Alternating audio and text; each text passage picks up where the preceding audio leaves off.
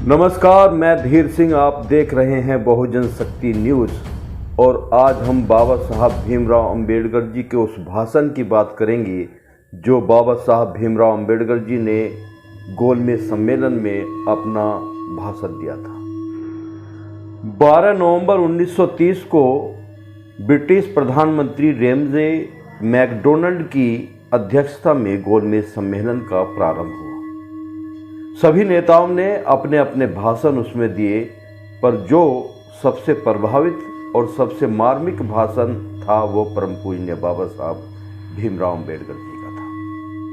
मैं जिन अछूत भाइयों के प्रतिनिधि की हैसियत से यहाँ पर खड़ा हूँ, भारत में उनकी संख्या वहाँ की जनसंख्या का 5वां भाग है,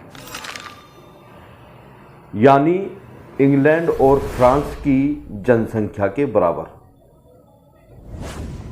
पर मेरे उन अछूत भाइयों की हालत गुलामों से भी बदतर है। गुलामों के मालिक उनको छू सकते हैं, पर हमारे अछूत भाइयों को छूना भी पाप समझा जाता है। ब्रिटिश राज्य से पहले हम अस्पृश्यता के कारण घृणित अवस्था में थे।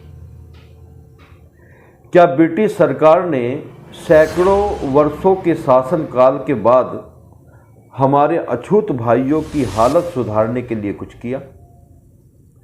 पहले हमें कुओं से पानी भरने नहीं दिया जाता था। क्या आज हम कुओं से पानी भर सकते हैं?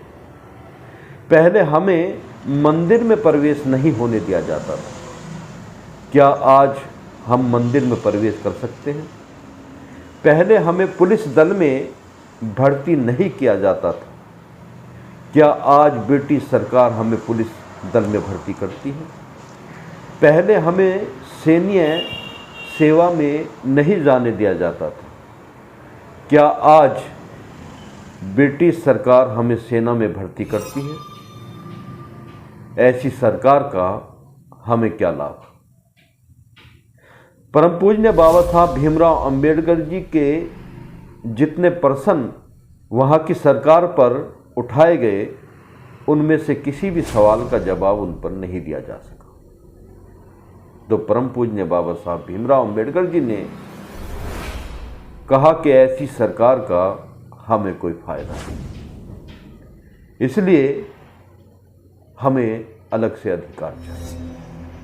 आज अछूत भाई भी जनता द्वारा जनता के संचालित करने वाली सरकार चाहते हैं।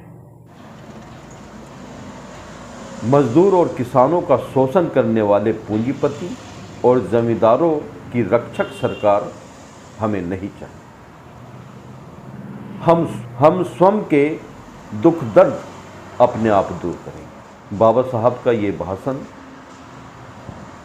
सभी को हिला देने वाला था और परम पूज्य बाबा साहब भीमराव अंबेडकर जी के इस भाषण के सामने वहाँ की सरकार को झुकना पड़ा और तमाम भारतीय संविधान से संबंधित अधिकार परम पूज्य बाबा साहब भीमराव अंबेडकर जी को दिए और परम पूज्य बाबा साहब भीमराव अंबेडकर जी ने इस देश को सर्वश्रेष्ठ संविधान देने का काम किया। जय भीम, जय भारत। नमस्कार।